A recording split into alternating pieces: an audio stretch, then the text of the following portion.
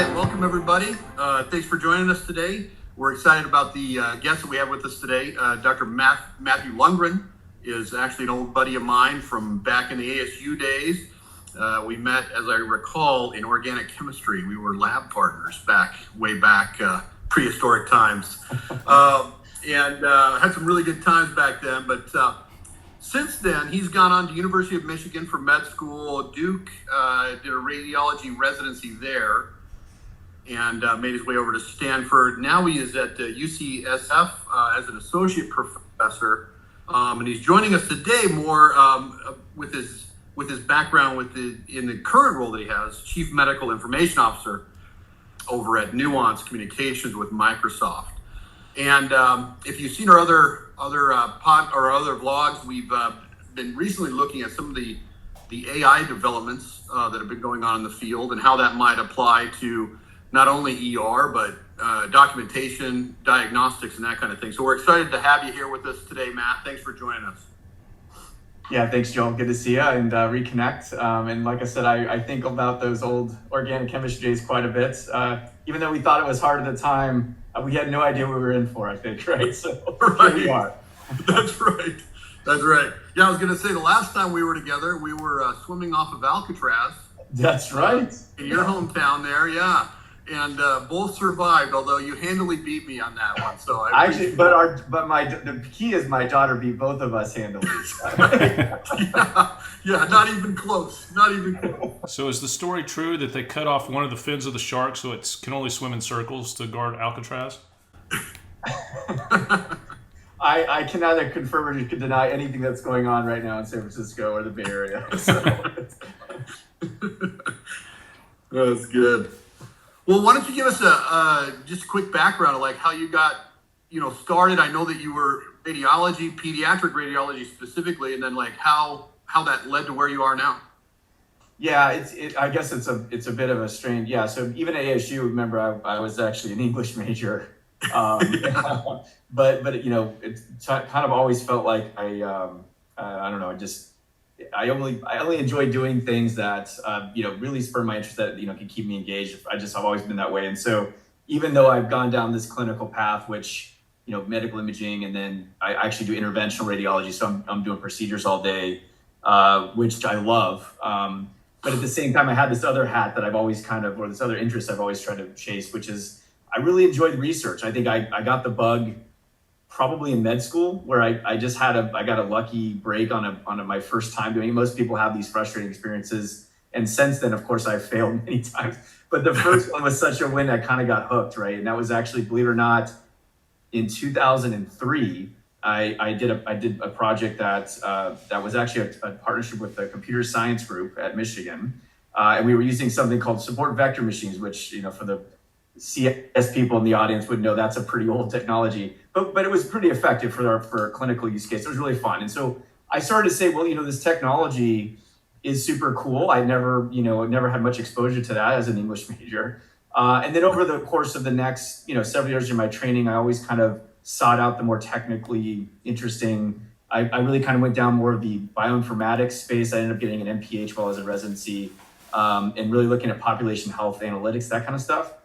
And then once I got my first faculty job at Stanford, this would have been 2012, 2013 range.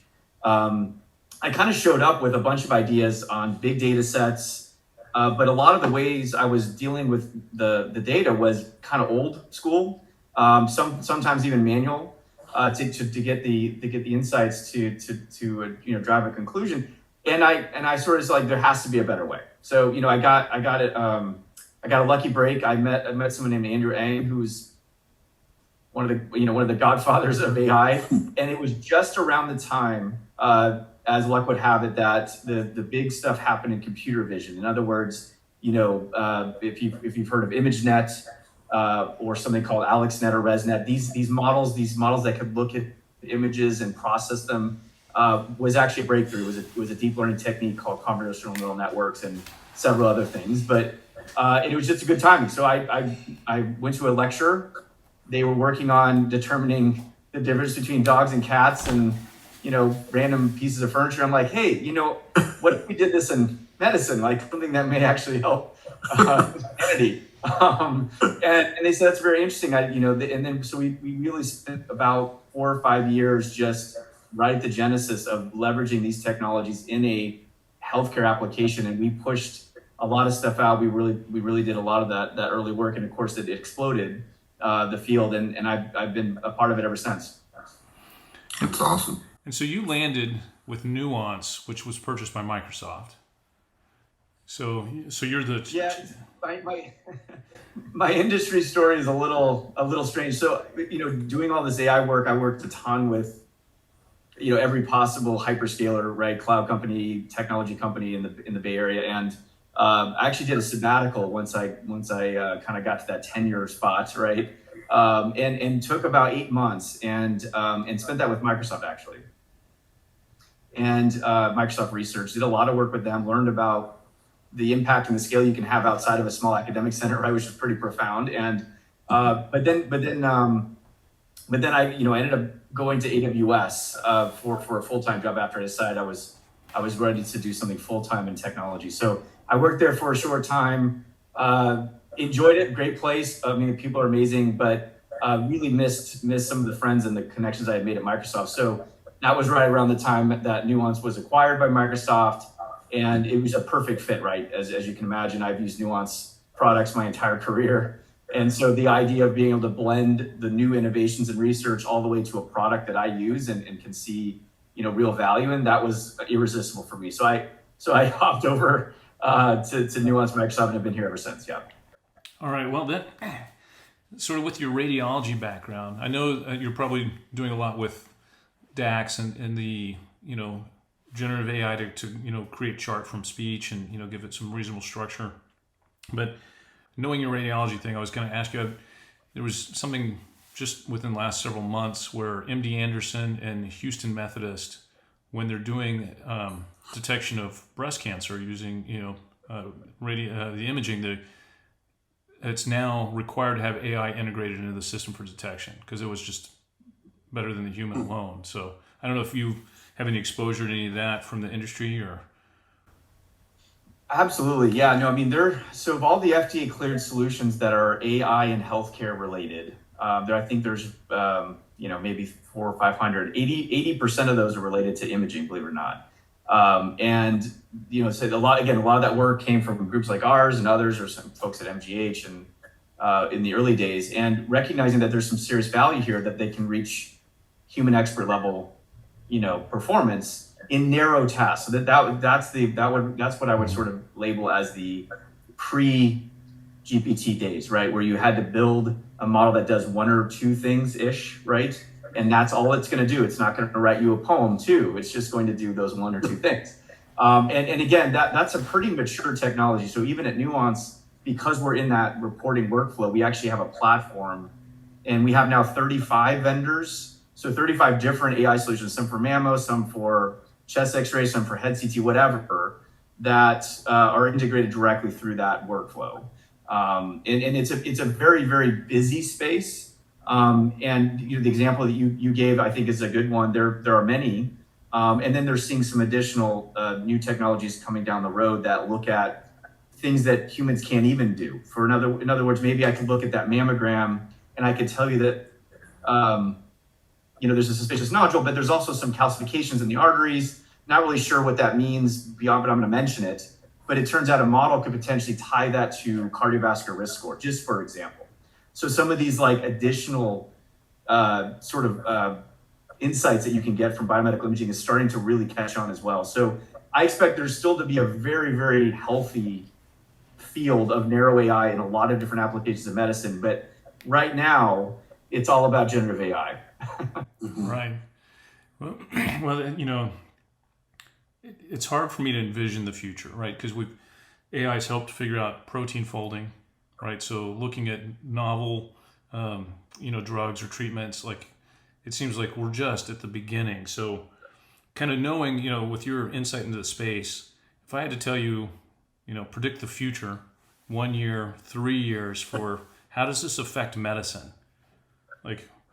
It's so hard for me to even conceptualize because it's moving so fast. But so I'm looking for the magic crystal ball from you.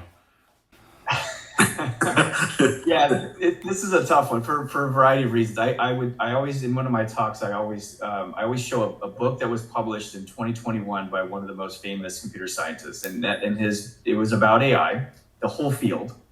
And in that book, which is meant to be a review of the past, current, and future, okay, there's a table in that book that has a list of things that are considered to be quote unquote way off into the future. And that list was accomplished on the demo of ChatGPT 4 when that was released in March. All but one of the things on that list, and the thing that it wasn't was artificial general intelligence. So you can imagine that we were all of us in this field that spend all of our days thinking about this stuff, looking at the newest techniques, going to the conferences, we were all taken by surprise. And I think anyone that told you they weren't is either worked at OpenAI or is not telling you. But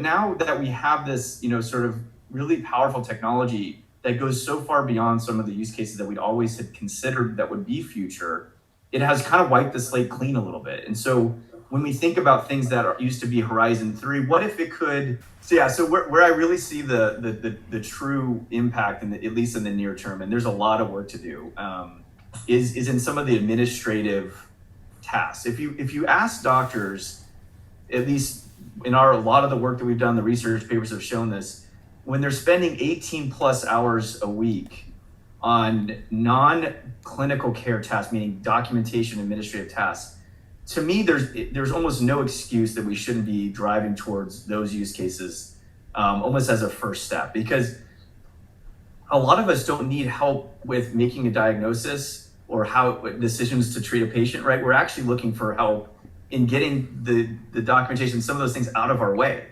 And before this technology came onto the scene, that was a really hard problem to solve, right? You'd have to build a narrow model for almost every little thing that you have to do in your chart and documentation. Now that we have this more generalist model that is contextually very fluent and intelligent, and we can be in the loop on some of the, answer an inbox message, turn this transcription into a note in my style, those kinds of things which save a remarkable amount of time, but aren't like the quote unquote sexy things, I think are going to have the highest impact. And we've all seen those charts where you look at the overall rising, healthcare costs, and then you look at the number of physicians that are increasing, and then the administrators, you see that administrator lines rise like a massive contribution to that.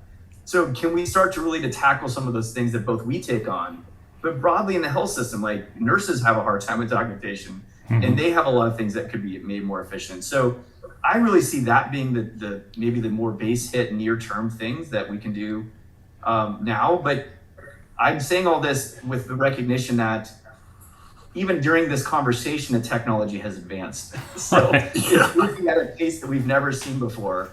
And to me, that means that some of those really important clinical decision support use cases, some of the democratization of being able to take care of patients with an advisor that can upskill you, those kinds of things that, again, we're not really tackling now, could very well be around the corner and in the near future.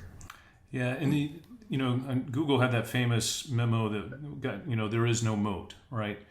So the open source technologies in this arena are also exploding at a logarithmic pace. And so, like I said, it's just so hard to even keep up and conceptualize all the directions it's heading. When you sort of mentioned some of these low-level tasks, like I don't know if you've ever looked at a hospitalization out of a major system like Cerner or Epic, and you're trying to find information. There's just so much timestamp and all this stuff. It's huge, and I'm old enough that I remember paper records for inpatient stays. And trying to find information in the paper record, I thought, is a heck of a lot easier than trying to see a giant printout from Cerner or Epic. So I can imagine this would be a huge benefit in, putting that on a reasonable format. Yeah, it's interesting. So it actually, the technology, and this is happening in other verticals much more quickly, as you'd imagine, right? So, and one of the trends that is really worth taking note, because it really ties into what you were saying. is that when you're doing that chart biopsy or that deep dive in a chart, you're really not trying to summarize everything. You're just trying to get the information that you need to take care of that patient. So you, at any given day, you might need a certain percentage of that chart to do the next thing.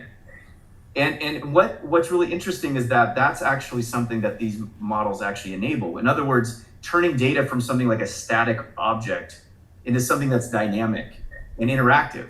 So being able to have a quote unquote conversation with that chart to get what you need, or have a summary that was intended for you in the clinical context of care, is a whole different way to look at how we store data, how we interact with data in general. I see that as being a very significant trend that this technology is unlocking, and it may have implications for just how we store and interact with data from here forward. And I'm in a good way, though. I really am bullish on the idea that I'm a very specialized guy. I'm a pediatric interventional radiologist, which means that there's only a certain amount of information I need to know in a giant chart, right? And so I'm really looking forward to those kinds of capabilities. So Matt, you're saying that there would be a time where you could essentially say you're looking for the cultures for a specific treatment or you could essentially just ask that and have like interaction back and forth where that would just cut through, and you're not looking through every single culture that the patient, their strep test from when they were 8 or whatever. That's right. So like in our traditional, like we've grown up with the internet, right? So we think of things as like keyword search type of tasks. That is changing. Now it's a reasoning engine, not a search engine. In other words, I need to find things that are related to my question, but it has to know the context or about why I'm asking, what the purpose of this might be. And that's kind of a different thing. So because if you just search for cultures, it's going to give you a giant list. So you still have to, filter through. Maybe you can filter based on time, but maybe you're not sure of the time. This would be like, I need to know the latest culture on this patient, the most recent, and you can have that interaction with natural language. And that's a simple example. Imagine saying, I'm a pediatric orthopedic surgeon and I just need to know the last antibiotic dose for this patient, or a very specific chart summary of the HPI. That's all you need to know. And so again, I think that those kinds of interactivity will be very specialty specific. The nurses have different questions, the administrators have different questions. And then if you up level to the payer or the pharmaceutical kind of point of view, they might be looking for people with certain biomarkers that qualify for a trial. That's a really hard thing to do. A lot of unstructured information, a lot of wasted information. Can we match that? Can we ask the reasoning engine to match a patient population, find the patients that match based on inclusion-exclusion criteria of a trial, right? Or can we do a better job of risk adjustment? Because there's a lot of errors, as you know, in claims codes. Maybe we could actually get a better sense of what the true patient's risks are and their diagnoses that they carry. So anyway, there's a million use cases, and that's what's so exciting, but also intimidating about the technology, that there's so much to do. Yeah. Yeah, I had this, if I'm trying to fantasize about the future, it'd be like, get a swab, you got a DNA sample, you have these, pharmacokinetics that are tied specifically to the genes of that particular patient. Looking at another AI engine that can, suggest a variety of treatments that would be, because there's just no way to keep that huge amount of information in a single brain and work through this. So I think looking at large data sets across multiple spectrums of the care has some fantastic opportunities. Yeah, now you're speaking my language, because what I'm most excited about and what I spend a lot of my time working on is, granted, there is, like I told you, there's a million things we can do with text, right? We can do a lot of things with text, but medicine is not text, it's multimodal. We're doing things with our eyes, we're looking at images, we're analyzing ECGs. There's all these other things that we do that aren't just text-based tasks. And so, but one of the interesting things about these giant models is they don't particularly care what the token is, as long as you've taught it something about that token. In other words, we chunk up text because we have so much of it into tokens, the process to train these models to be fluent. But remember, you can also do this with images and text together, or genomics and imaging and text, or genomics pathology. You can kind of go down a long list of things. As you can imagine, is there, and I think this is a question everyone's asking, is that in the early days, the reason we were surprised is that there was no correlation early on at the smaller scaled models that would told us that if we went up another 10x, that all these new capabilities would pop out of the air. Those are called emergent behaviors. And the biologic sort of analog to that is like murmuration with birds. Like a few birds, they can't fly in these weird patterns, but a giant group, they can do this, or DNA or uranium. There's all these natural examples of this, but that's the analogy. So when they got to this 10 billion plus parameters, so it's massive model, that's where the surprise came.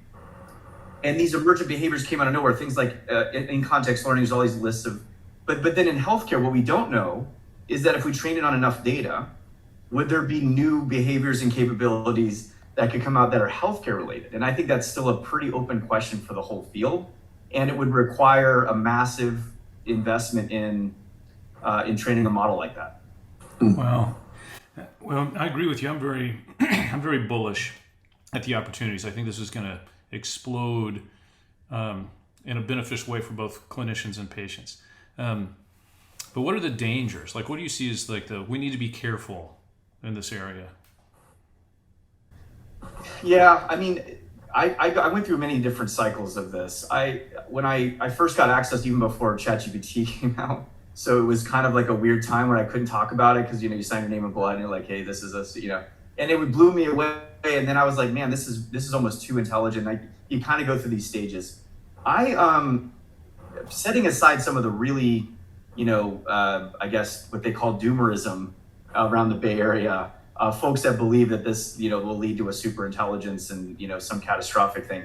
I think just practically speaking, there are challenges, right? There are things regarding hallucination, we call it, right? Where a model can, remember it's stochastic, it's not probabilistic. So this thing is going to occasionally put in things, if you aren't designing the systems appropriately, that may not be present in the source, right? Or may not be factual. We've all seen that. We've come a long way in dealing with that. But then the other one's omissions, right? So like if you did that chart biopsy and it didn't give you an important piece of information that you needed to act on something, that's also a problem. So that's where I see this kind of relatively strong push to build these ecosystems. We call them guardrails. And there's lots and lots and lots of research and techniques that have now been very effective at mitigating a lot of that, but it's not perfect. And so that's why when I talk about like, where do I want to start spending a lot of time to have impact now? Because again, we're in a crisis. 67% of physicians are saying that they're done, right? They're burned out. How do we start addressing those pain points with something that's safe and effective? And that's that human in the loop. That's that look at a transcript, make a note, have the doctor make sure everything was there. These are those kinds of use cases that, again, are not super sexy, but it kind of keeps us from having to spend a lot of time on the guardrails to cover every possible edge case, at least at the first go. Yeah. The other thing I'll say is that this is going to be like ubiquitous. This is kind of like when, you got your AOL disc in the mail, a couple of people got really into the internet, but a lot of people kind of took a while. And then all of a sudden, that's all we do. We all, it's our way of life. A similar thing is likely to happen here where your Word, your Excel, your email, everything will have a co-pilot is how we kind of phrase it, where you're interacting with the application, interacting with your own data, whatever it is in your daily life. And so to me, that gap of you having all these efficiencies in your day-to-day life, and then to go into healthcare and your day job and not have those same efficiencies available to you in a healthcare context will be striking. It's like not having the internet at all access, in healthcare would be kind of hard. So I do see that there's going to be an pull-push phenomenon with this, and we're going to be very comfortable with where these models work, where they don't, just as a society, I think. Well, I, for one, am looking forward to the day where we serve under our robot overlords. Just kidding, I had to get that in there. Hey, it's impossible to predict all of this. I love the idea of having these programs as a support to the clinicians. One question I've been getting from a couple of pre-meds that I've talked to recently is they said, is this going to just replace doctors entirely? Like, am I going into a field that's about to die? Not if you're a pediatric interventional radiologist. That's for with a sure. specialty in AI. You're probably good. I will say that when I answer these kinds of questions, I am speaking from a position of somewhat strength because of the fact that if you can train a robot that can do pediatric interventional, then we're all out of jobs. And you know what I mean? If you achieve that level of, but in seriousness, I don't work. I actually feel like medicine is about to have a bit of a renaissance actually with these technologies. I don't see it as being a threat or a replacement. I actually feel like the tagline that we've been saying for a long time, which we kind of believed but weren't sure, was that AI was going to augment us. But it was so narrow that I always said it was like, having a GPS that only told me when to take a right turn. And yeah, it's useful. Great. I'm really confident I should take a right turn here, but didn't have the rest of the map, all the other directions I need. Now with this more comprehensive type of AI, I can start to actually really get some help with my day-to-day. And even better, if it's getting me away from having to do all this charting, formatting, coding, all the other stuff that we do, and actually just let me take care of my patient. Again, I look at it like as a real opportunity. I think that as it sort of pretends to what if you're in a part of the world, which again, the majority of the population of the world does live in places where there aren't, the specialists around the corner. I think the opportunity is there too. And it's not, it's also not a replacement story. It's like an internal med doc out there trying to read a radiograph or trying to, decipher whether they should, set this bone or whatever they're dealing with. Is this thing capable enough yet to provide support and again, kind of up level folks? And I think that's a provocative idea, but it is one that people are thinking very, very hard about. But no, I wouldn't worry. I would actually be more, dude, knowing all that I know right now, there's no bet to really see some huge upside from this technology. That's awesome. I think that's a great vantage point, because I think everyone, the tendency is to kind of go, oh, that's creepy. I don't like that. It's scary. But the reality is it's coming, and, let's steer it the directions that we want, use it to support what we're doing, because there's always going to be that human connection. But, that's right. Well, as a we corollary, don't get in there and get it going, then, we miss that opportunity.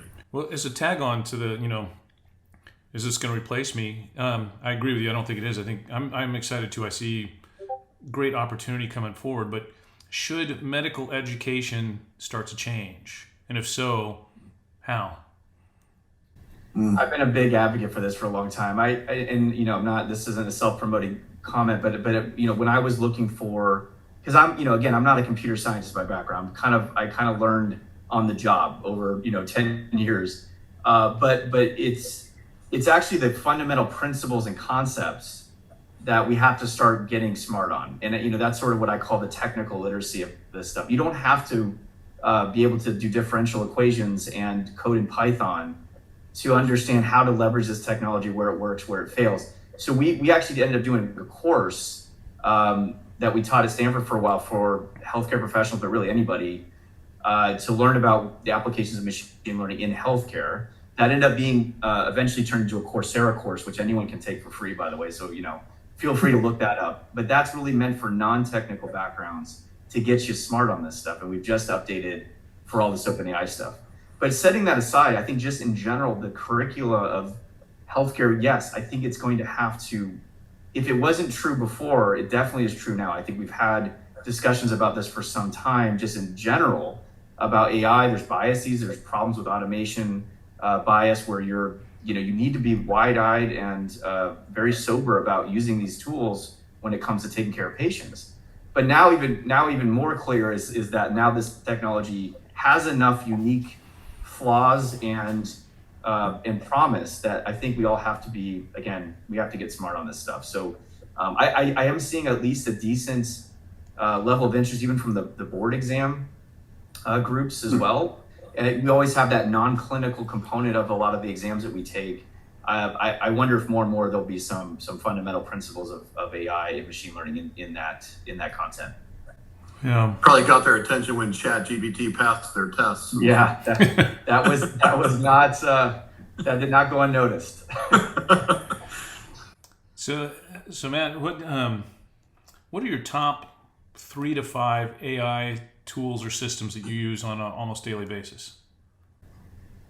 Yeah, I mean, so I always find it funny, folks that use ChatGPT, the model we call 3.5, which would be the quote unquote free version, are not getting a sense of where the technology is. So I make no money for promoting OpenAI's paid model, but that GPT-4 is just a complete phase transition better in every way. And so I do encourage those that want to start getting their hands dirty. And there's never been an easier time to become comfortable with AI than now, right? And learning how these things could help you with a variety of things. That being said, the tool that I actually end up using the most is something that was formerly called, in that paid plan, there's something called Code Interpreter, which is a terrible name. I changed it to something like data analysis or something. But this is essentially like having a graduate student data scientist on demand. In other words, I can upload a massive spreadsheet of anything, ask it to tell me what it thinks this is, it will tell me, and then I can ask it, as I would any data scientist, can you run the numbers on this? Can you show me missing values? Can you show me important trends? Can you create an executive briefing for my boss or my leadership? Can you do visualizations? Can you make a chart that would be great for slides? Can you change that font? That is exactly the interaction I have on a daily basis. It's always open on my screen because I can't get over how incredible this is making me in terms of my work. And I look at all the experience I've had over the last 20 years doing this, and there's always that data scientist in every medical group or academic center that's like hiding under a desk all day because they're getting bombarded with people saying, I just need you to run these numbers, right? I need you to analyze this and give me some p-values. And they're the only person, right? Like there's only a handful. Now this is like democratized some of that capability. It is unbelievable what this thing can do. And then the last thing I'll say is, if you recall, if you watched the demo that was done in March, the multimodal, meaning the image capabilities of these models, are astounding. And so, meaning I can put up an image, it can certainly tell me what's in it. That's not that interesting, but it can reason with me about the image, and potentially even again have a conversation about something that could be going on, and that's really relevant again, of course, for healthcare. So I'm really excited about the multimodal things that are coming down the line. So those would be the sort of the things that I'm either using or I'm ready to use. Yeah, the code interpreter, we did something similar. We pulled arrival data for the emergency department because one of the things is you want to staff appropriately. You don't want to be understaffed. You don't want to be overstaffed.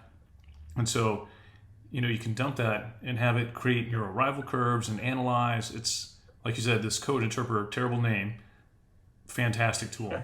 Yeah, we've had to try to do like schedules, like how you always have that quarterly meeting with your partners. You're like, all right, we got to hash out this schedule. Everyone's got their reasons, or they're doing X, Y, Z. We got the holidays. We got to make it fair.